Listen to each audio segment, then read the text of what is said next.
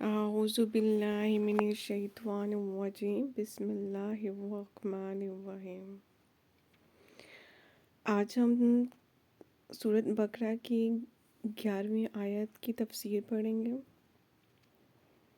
وَإِذَا قِيلَ لَهُمْ لَا تُفْسِدُوا فِي الْأَرْضِ قَالُوا إِنَّمَا نَحْنُ مُصْلِحُونَ أَلَا إِنَّهُمْ هم المفسدون ولكن لا يشعرون۔ الناس سے مراد صحابہ کرام رضی اللہ تعالی عنہ۔ بے شک صحابہ کرام رضی اللہ تعالی عنہ خلوص دل سے ایمان لائے، اپنی کسی دنیا کے نقصان کی پرواہ نہ کی۔ منافقین نے انہیں بیوقوف کہا۔ اس آیت سے صحابہ کرام رضی اللہ تعالیٰ عنہ کی فضیلت ثابت ہوتی ہے اور منافقین کو ان کے ایمان جیسا ایمان لانے کا حکم دیا گیا ہے۔ منافقین نے انہیں بیوقوف کہا ہے اور اپنے آپ کو عقل مند، کیونکہ اپنے خیال میں انہوں نے دونوں طرف سے فائدہ اٹھایا اور اپنی دنیا کا نقصان نہ ہونے دیا۔ اللہ تعالیٰ نے منافقین ہی کو بیوقوف قرار دیا، کیونکہ ان کا نہ مسلمان کے ہاں کچھ اعتبار رہا نہ کفار کے ہاں، اور وہ چند روز زندگی کے فائدے کے لیے ہمیشہ کی زندگی کا نقصان کر بیٹھے۔ فرمایا یہ ایسے بیوقوف ہیں جنہیں اپنی بیوقوفی کا بھی علم نہیں۔ آگے ہم 13ویں آیات کی تفسیر پڑھتے ہیں۔ وَإِذَا قِيلَ لَهُمْ آمِنُوا كَمَا آمَنَ النَّاسُ قَالُوا أَنُؤْمِنُ كَمَا آمَنَ السُّفَهَاءُ أَلَا إِنَّهُمْ هُمُ السُّفَهَاءُ وَلَكِن لَا يَعْلَمُونَ۔ شیاطین، یہاں پہ ایک لفظ آیا ہے شیاطین۔ شیاطین سے کیا مراد ہے؟ بیسیکلی اسے ہم کفر کے طور پر استعمال کرتے ہیں۔ کفر کے جو سردار ہیں انہیں شیاطین کہا جاتا ہے، خواہ مشرکین یہود سے ہوں یا خود ان منافقین سے۔ شیطان جو ہے وہ سرکشی اور فسادی شخص کو کہتے ہیں۔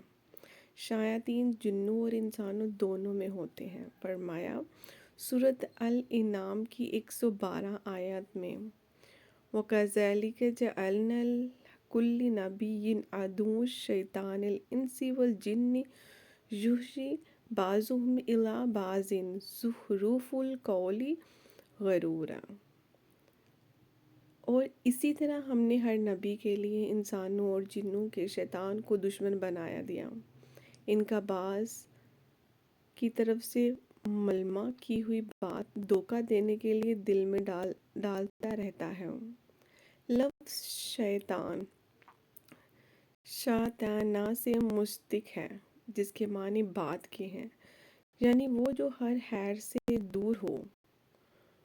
اس سے مراد ہے، اس سے ظاہر ہے کہ اہل ایمان ان کی ملاقات سرسری ہوتی ہے، کبھی کسی مجلس میں، کبھی سرراہ، مگر اپنے شیطان کے ساتھ اہتمام کے ساتھ خلوت ہوتی ہے۔ پھر اہل ایمان کو تاکید کہ کسی لفظ کے بغیر صرف آمنا کہتے ہیں تو اپنے شیطان کو اِنَّا اور اِنَّا کی تاکید کے ساتھ اپنے کفر کی یقین دہائی کرتے ہیں کہ ہم عقیدے میں بلا شبہ تمہارے ساتھی ہیں، رہا ہمارا ایمان کا اقرار اظہار تو وہ محض مذاق ہے۔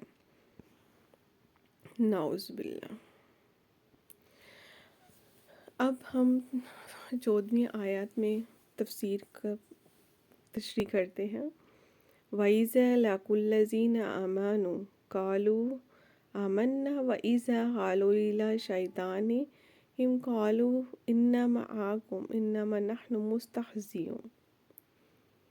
3 منافقین دل میں کفر رکھنے اور کفار کا ساتھ دینے کے باوجود مسلمانوں سے ملتے ہیں تو آمنا کہتے ہیں، اس سے اہل ایمان کے ساتھ مذاق قرار دیتے۔ اللہ تعالیٰ نے بھی جواباً ان کے ساتھ یہی معاملہ فرمایا کہ ان کے متعلق یہ طے کر دیا کہ وہ جہنم کے سب سے نچلے حصے میں ہوں گے۔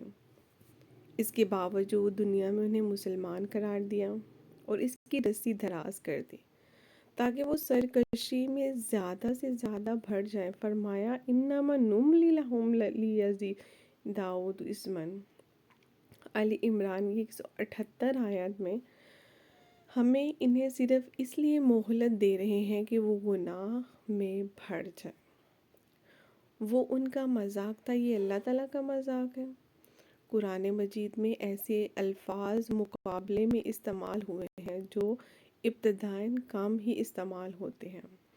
ان کے ساتھ اللہ تعالیٰ کے مذاق کرنے میں وہ معاملہ بھی شامل جو قیامت میں منافقین کو پیش آئے گا کہ وہ مسلمانوں کے ساتھ جاتے ہوئے ان کے نور سے راستہ دیکھتے ہوئے جا رہے ہوں گے، یکایک ایک دیوار کے ذریعے سے جہنم کی طرف دھکیل دیے جائیں گے۔ صدق اللہ العظیم۔